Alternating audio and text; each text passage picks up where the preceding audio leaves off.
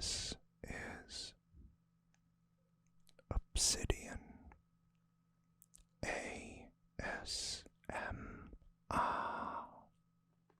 Don't forget to like, subscribe, and hit the notification bell for future videos.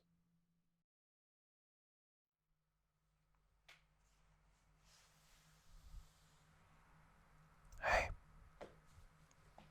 and welcome back to the first episode in our Dragon Ball Super review.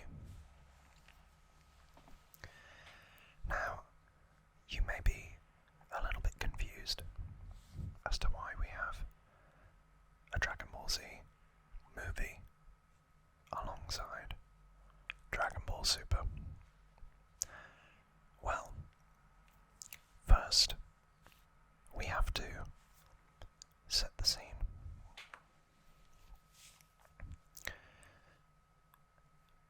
As I was growing up, Dragon Ball Z and Dragon Ball GT had been finished.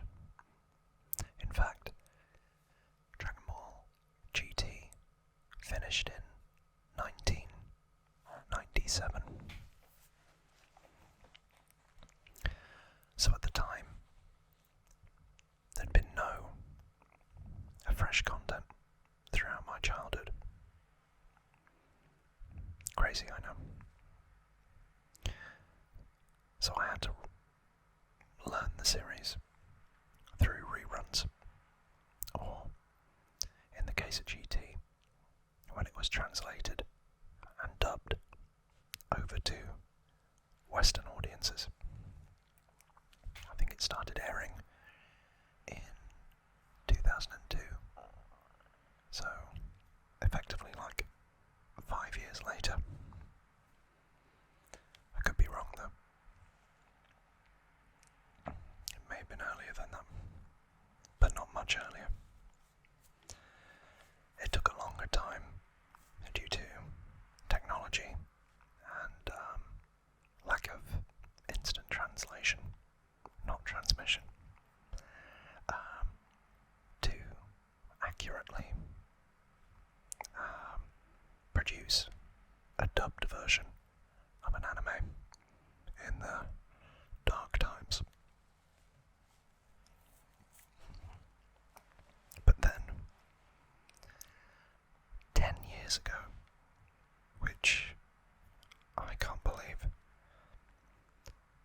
there was the announcement that the first actual canonical Dragon Ball Z film, yes, that's right, the first actual canon Dragon Ball Z film was going to be released. And more excitingly, Akira Toriyama had returned to oversee the story, which was a direct follow-on from the end of Dragon Ball Z. So to put that into context, a full, 16 years after the end of GT, we got new Dragon Ball content.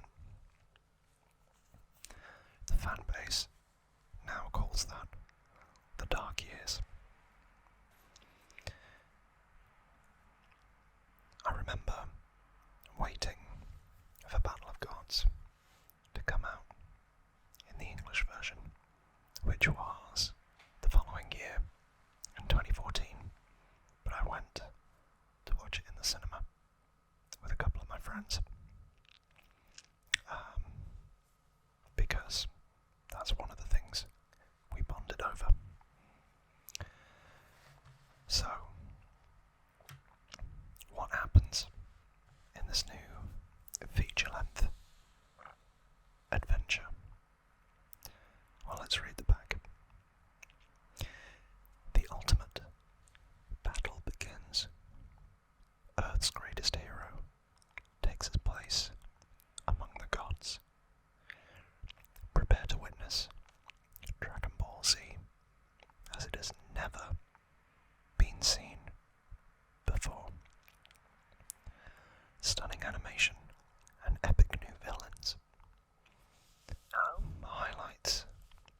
this first new Dragon Ball feature film in over 17 years.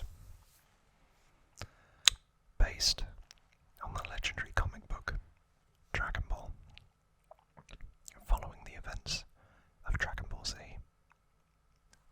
After the defeat of Majin Buu, a new power awakens and threatens humanity. Beerus, an ancient and powerful god of destruction, searches for Goku after hearing rumors of the Saiyan warrior who defeated Frieza. Realizing the threat Beerus poses to their home planet, the Z Fighters must find a way to stop him before it's too late. Only Goku, humanity's last hope, can ascend to the level of a legendary Super Saiyan God and stop Beerus from destroying Earth and possibly the entire universe.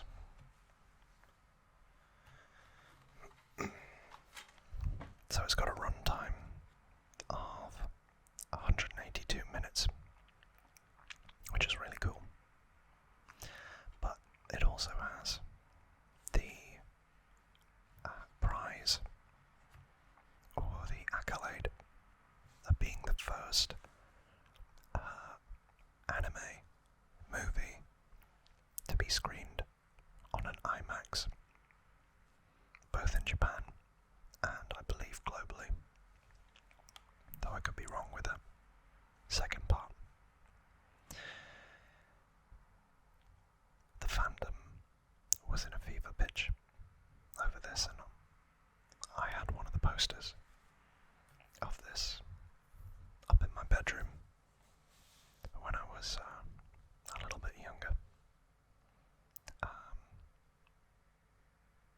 Our prayers have been answered, and Dragon Ball seemingly was back. But you're not here for a movie review.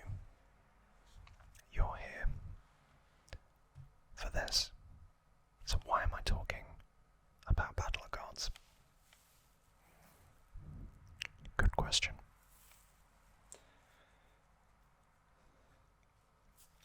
Some of you may know the answer. Some of you may not. But the answer, not to keep you in suspense, is that the first arc of Dragon Ball Super is the retelling of Battle of Gods.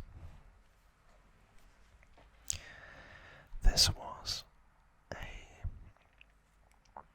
interesting decision, but the reason why they undertook it was in order to give the manga time to get ahead. Shueisha and Toei had learned not to pack a series full of filler because it didn't sit well with the fan base.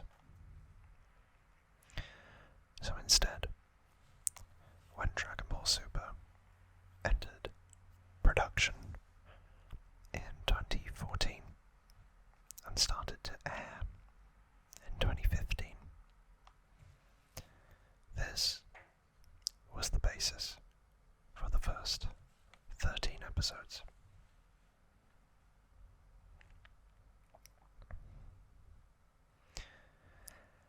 It's also, well, it's slightly more than the first 13 episodes. They really did drag it out. But today, we're just going to talk about the first 13. And this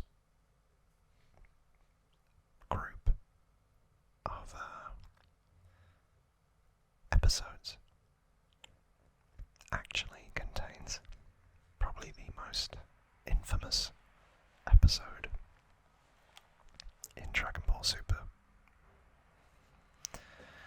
And we'll get to why. So, Earth's mightiest hero returns.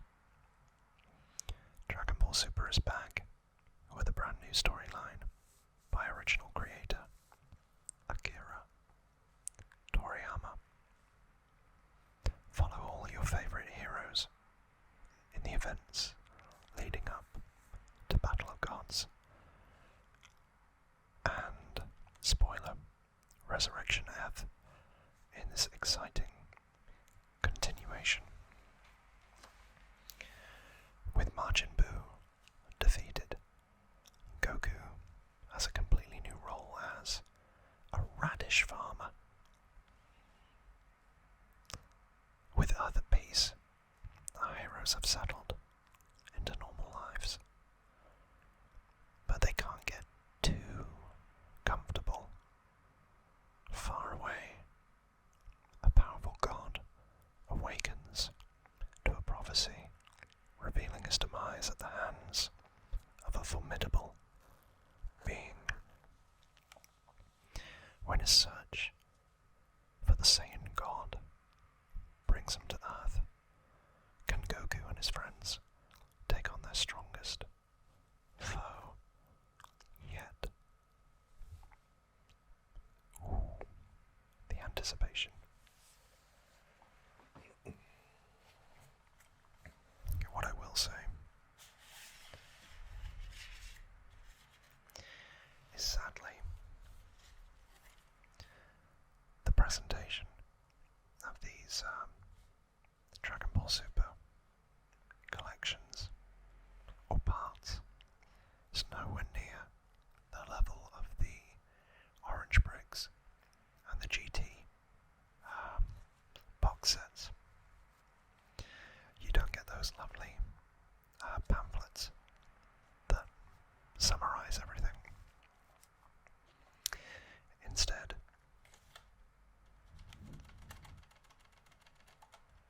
you just get a DVD case.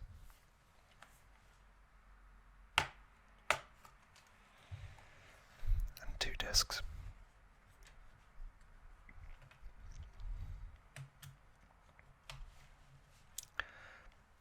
I'll take this time now to say that the anime home video or DVD or Blu-ray home entertainment divisions, they seriously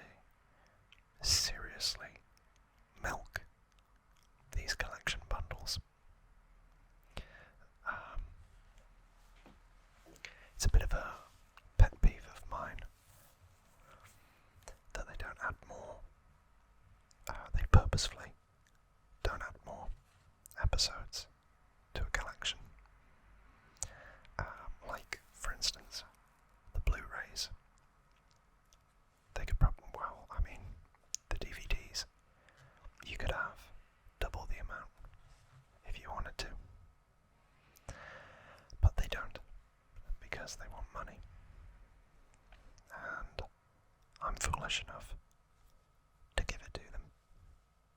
So, shame on me, I guess. So, let's get into it with these first 13 episodes. Episode 1. A peacetime reward. Who gets the 100 million Zeni? Well, effectively, 4 years after peace returns to Earth, and after the defeat of Majin Buu, Goku is forced by Chi-Chi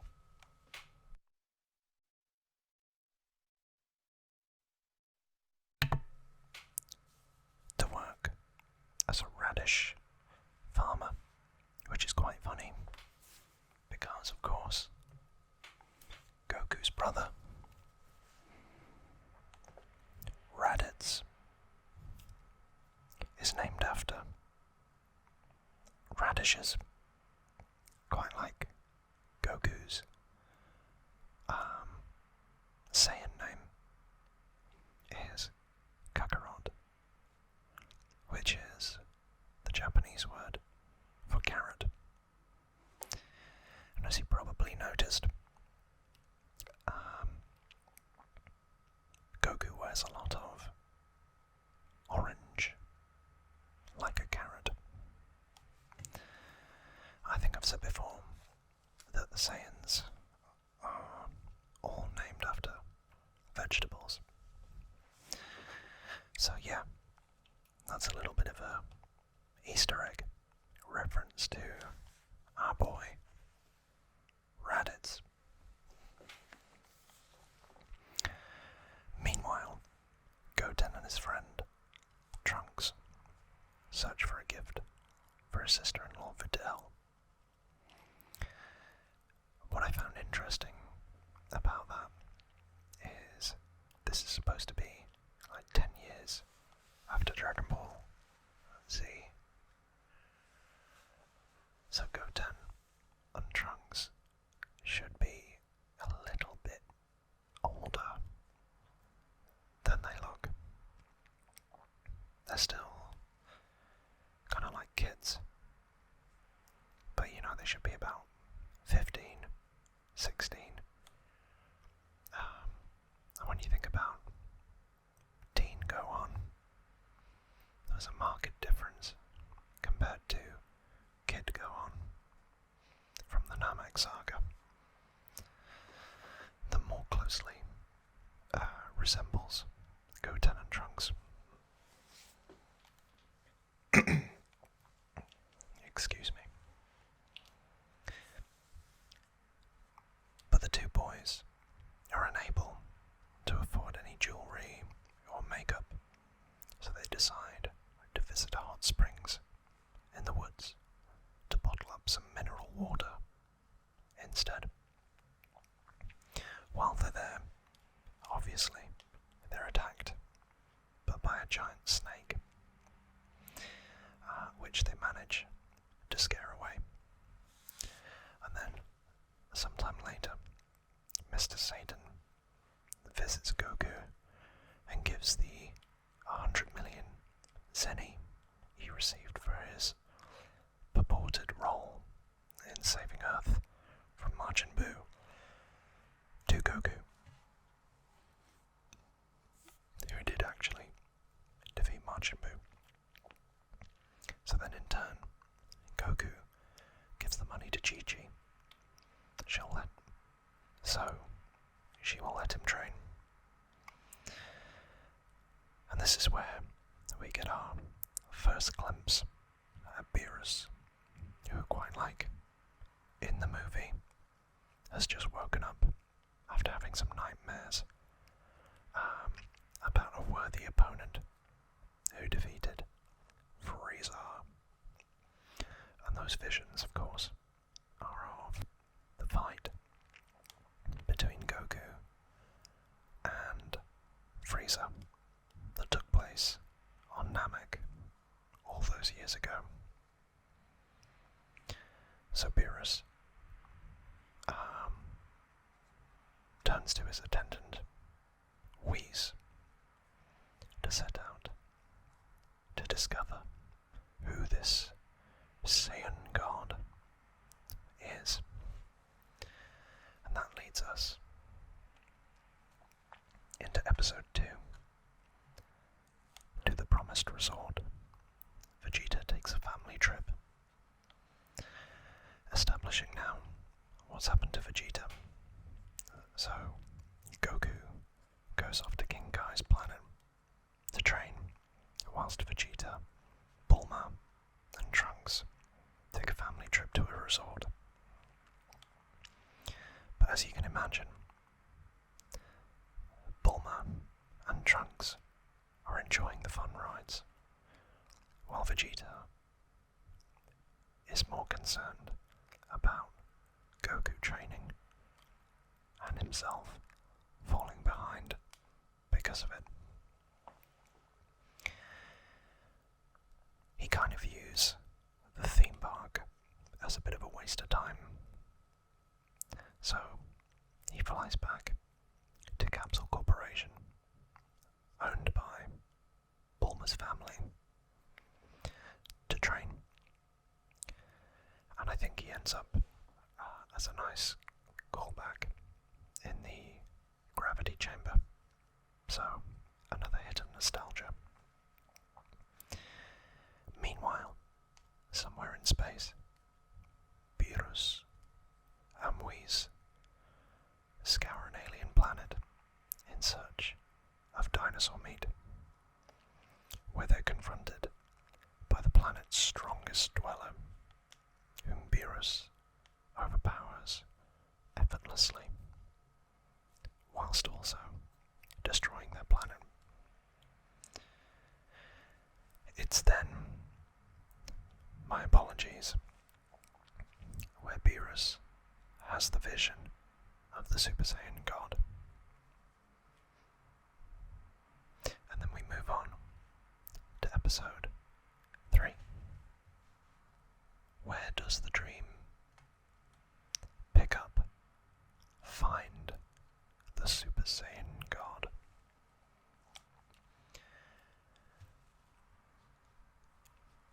So, the old Kai and Kibito Kai have now picked up on the fact that Beerus is awake. So they're urging King Kai to ensure that Goku never finds out about the Destroyer. But Goku overhears the conversation, and obviously, new shiny bad guy becomes curious. Then we go back and check in on Beerus and Whis, who are continuing their search for the fabled Super Saiyan God. They learn of Goku and his feats of strength, and then decide to go directly to him on King Kai's world. And while that's happening, back on Earth, Goku's friends and family begin to gather on a cruise ship for Bulma's birthday party, except for Vegeta, who's still training to surpass Goku as the strongest Saiyan. An interesting difference between the Super version and the Battle of Gods version. The birthday party in Battle of Gods takes place in the backyard of Bulma and Vegeta at their home, whereas for some reason they changed it to being on this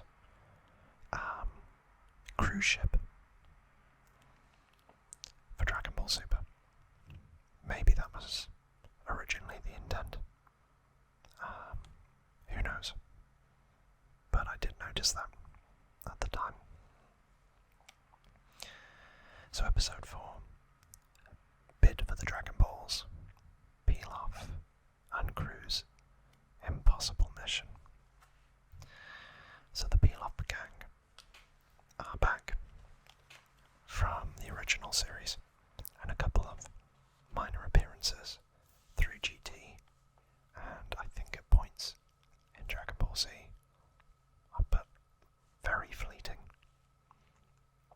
And yet again, they're searching for the Dragon Balls. So all the guests for Bulma's birthday party have now been gathered, except for Goku and Vegeta. But the party gets underway. Trunks shows Goten where Bulma, his mother, has hidden the bingo tournament's grand prize, the Dragon Balls. But not too distance, the Pilaf gang are now poor and hungry. They're trying to get by until they find the Dragon Balls and make their wishes come true. And when his dragon radar picks up a signal coming from Bulma's ship, Pilaf and his henchmen, Mai and Shu, hastily board the ship with Trunks and Goten's help. Interesting that the Pilaf gang have all seemingly reverted to being kids. Don't know why, because Mai was, at least an adult, and Shu was a lot more fully grown than depicted here, same with Pilaf. And again, it kind of echoes back to Dragon Ball GT, with the wish to turn Goku into a child, where they were all much, much older there. Like elderly. Pilaf, Mai and Shu. But, ironically, it's also kind of prophetic for Dragon Ball Daima, where everybody seems to get turned into kids, or GB styles. Anyway, so King Kai, on his planet, confronted with Beerus and trying to keep Goku away from him, explains to Goku who Beerus is, as the counterpart to the Supreme Kais, who helps to maintain universal balance. So the Supreme Kais create life, whereas Beerus destroys it. And that is when the two of them arrive. Beerus and Whiz. Now, to the really, really, really, really, really well-known, infamous episode. For some reason, episode 5 had horrendous animation, like terrible animation. And if I remember correctly, it was due to the tight deadlines to get the series out.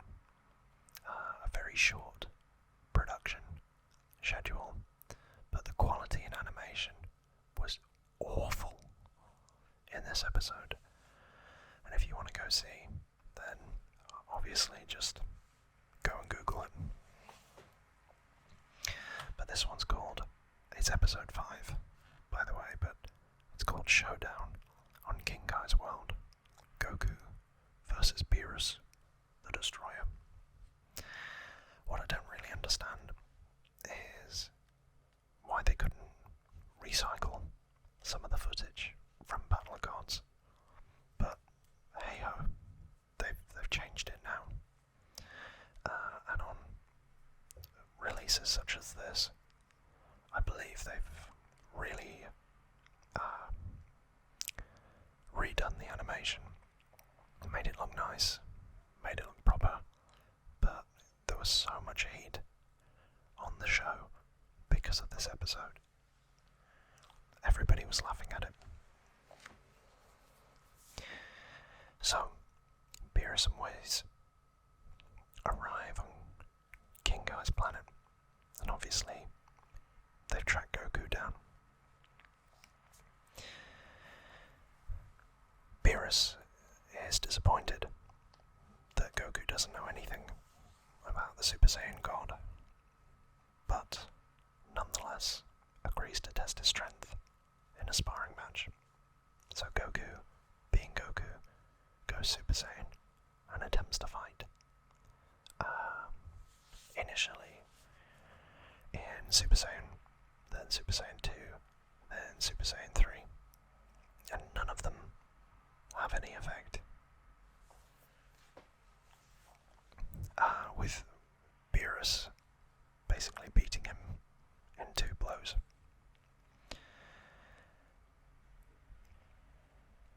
unimpressed, the god of destruction and his attendant head for Earth, while King Kai uses his powers of telepathy to warn Vegeta ahead of Beerus's arrival to make sure that Beerus doesn't become upset. So episode 6, Don't Anger the Destroyer, a heart-pounding birthday party, is all about Beerus and Whiz at Bulma's birthday party. So Vegeta recognises Beerus, who once visited planet Vegeta and forced his father, King Vegeta, to his knees in submission. So Bulma pops up and assumes Beerus and Whis to be Vegeta's friends and invites them to join the party, which obviously the two gladly accept. Beerus absolutely adores food, and even more so, Earth food, and so does Whis. So basically the episode is Vegeta doing his best, knowing that they're entirely outmatched, to ensure that Beerus doesn't get annoyed or angry or triggered, whatever you want to say.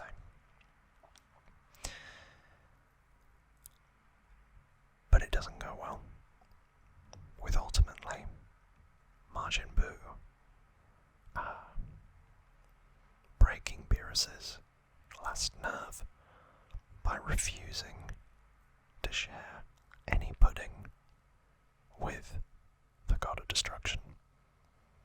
Beerus erupts. That's where we move on to episode 7, which is How Dare You Do That to My Bulma? Vegeta's Metamorphosis of Fury.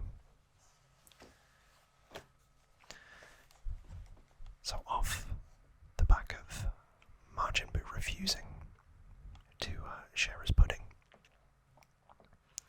Beerus effortlessly dispatches him. This leads to Trunks and Goten fusing into Gotenks, only to be, again, squashed by Beerus. Then you see Piccolo, Tien, and Android 18 try to make a difference, but they ultimately meet the same kind of indifference. It's like being annoyed by an insect. There's no way that they were going to win.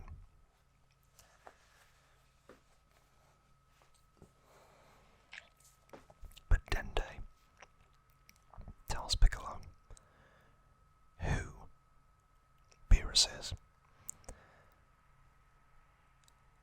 with a view to telling Gohan who he is. But Gohan's automatically just made a beeline for Beerus, straight in there. And again, this time, Beerus uses Majin Buu as a weapon to knock Gohan down, whilst also tossing Buu aside. So Vegeta attempts again to calm the situation down.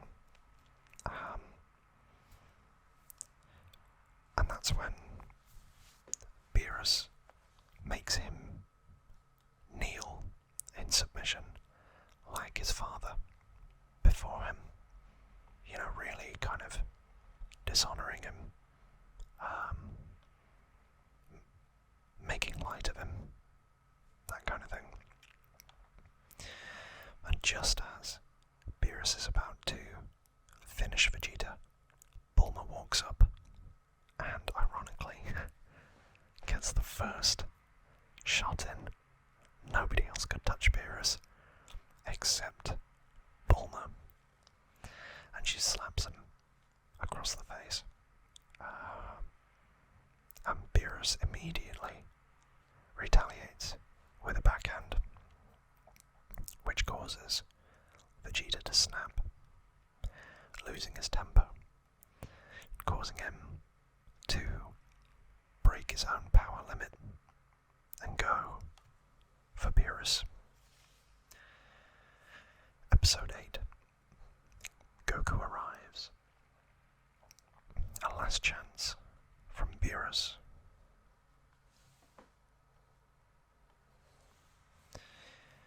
Having powered up, Vegeta charges towards Beerus, but again is knocked down by the Destroyer, who reveals he's only been using a fraction of his power. In this instance, the Pilaf gang have now left the cruise ship, along with, I think, the Dragon Balls, though I'm not sure. But Beerus decides to give the Earthlings another chance, and picks out Oolong, due to his apparent similar appearance to Majin Buu, for a game of rock, paper, scissors to decide the fate of the planet. So after a couple of matches, Beerus eventually wins and proceeds to power up his attack. And just in the nick of time, Goku arrives and begs Beerus to give them another chance. Because he's come up with an ingenious plan to locate the Super Saiyan God by summoning Shenron. Episode 9. Thanks for waiting, Lord Beerus. A Super Saiyan God is born at last. So I was wrong. The Pilaf gang don't have the Dragon Balls. Goku uses them to summon Shenron, who is actually startled to see Lord Beerus. They ask him to locate the Super Saiyan God, and Shenron explains that it's a legendary transformation that can only be attained through a ritual where 6 kind-hearted Saiyans infuse their power into another, which is a callback to a lot of the events in the latter stages of Dragon Ball GT. So, initially, Goku and his family and friends can't complete the ritual because they're a Saiyan short, until Videl offers to join the ritual, revealing she's pregnant with Goku's, or not Goku's, Gohan's unborn child. Wow, that would be a swerve. No, it's Gohan's unborn child, who again, if you've watched my Dragon Ball GT reviews, you'd know that that is Pan. Lover or hater. At least she's canon. So the Saiyans and Videl attempt the transformation again, and thus Goku is turned into a Super Saiyan God with his shiny new red hair. Looks a lot like the initial version of Super Saiyan from, I think, the Tree of Might. That was like a cross between Kaioken and what would be Super Saiyan in the Frieza saga. So, interesting. Forgive me. Episode 10. Show us Goku, the power of a Super Saiyan God. This is just the fight Beerus again. But this time, it's much more evenly matched, with Goku actually in awe of the power that he now possesses. And throughout the episode, he gets better and better at using and harnessing the power of this new form. And Beerus notices, and because of that, he decides it is time for them to unleash their true power and have a real battle of the gods. So we move quite quickly to episode 11. Let's keep going. Lord Beerus, the Battle of Gods, where Goku initially manages to keep up with Beerus before realizing that the God of Destruction is holding himself back in order to motivate Goku to catch up with him. To that end, Beerus drags Goku into space, where he swiftly knocks him out. And Goku comes crashing down back to Earth, into an ocean. But when he awakes from the water, he's excited just by the challenge that Beerus presents, which is so on brand for Goku. But this allows him this excitement to power up and heal himself in the process, which is something I don't think we've ever seen him do before, without the aid of like a senzu bean. And the episode ends with him just going straight back towards Beerus.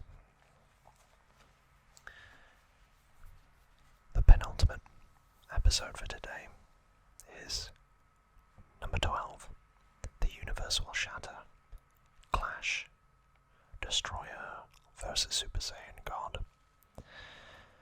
So, the two of them are continuing their fight in space with their when they kind of block each other or clash, the blows are like causing shockwaves, which are like affecting the fabric of the universe. So old Supreme Guy is panicking, thinking that everything's gonna get destroyed as these two fight. But Goku manages to neutralize the third clash with Beerus by balancing his attack, or Beerus' attack, with his own, nullifying the shockwaves. So Beerus uses his own atomic bomb attack on Goku, who counters him with a Kamehameha. Finally, episode 13, Goku surpassed Super Saiyan God. The Supreme Guys are happily surprised that the universe is still intact following the battle, assuming that Beerus was the one to actually keep it intact. But back on Earth, Vegeta and Whis and the others are still observing the fight, with Whis impressed by the power of the Super Saiyan God. Space-wise, Goku struggles to keep up with Beerus' full-on assault, which ultimately ends in a massive explosion that threatens the universe, before Beerus uses his full power to negate it, with Mr. Satan taking the credit when called by his public relations group. Typical Hercule.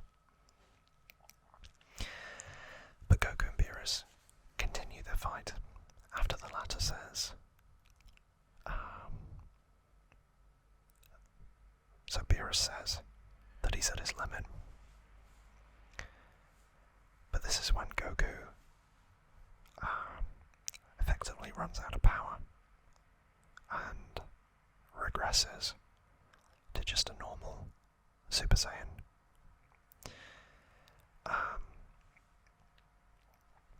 But Goku at the time doesn't realise that he's lost the Super Saiyan God form and still manages to land a blow on Beerus, who deduces. His opponent can still fight on equal grounds.